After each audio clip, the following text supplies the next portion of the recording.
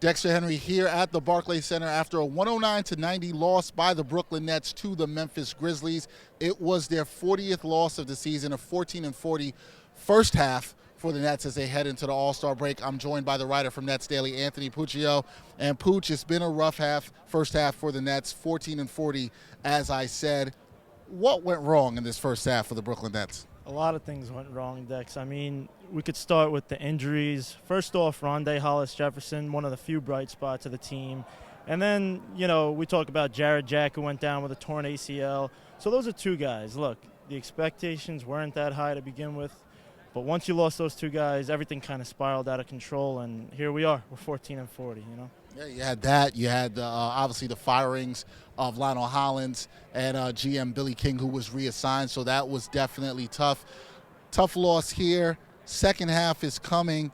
Are there any bright spots for Nets fans? What should they look forward to in the second half?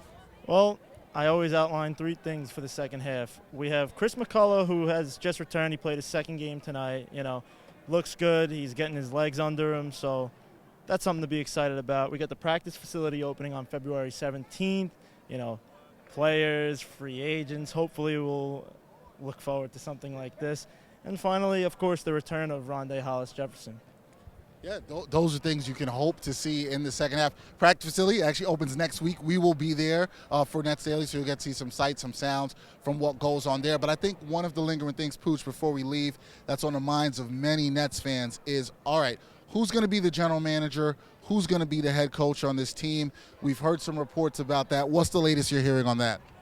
It looks like they're getting down to the final candidates of the GM position.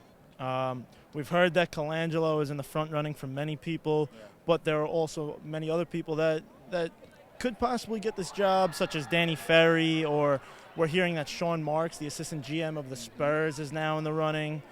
And, there's always guys like Hersan Rosas, the assistant GM of the Houston Rockets, who has ties with Coach Thibodeau. And the Nuggets assistant GM is someone to keep an eye on. He's got Russian Connect, and he was the first to meet with the Russians, so there's always that. There you go. That's it. And, as far as the GM coach search, and then, obviously his name's been floated around as far as coach Tom Thibodeau. You heard Mark Jackson. We've heard a lot of guys in that regard. But also, one thing Nets fans are going to know as the break comes up, when we come back, it's a trade deadline. Do you see this team making any moves? Are there any moves that they will make at the trade deadline, or will this roster stay the same?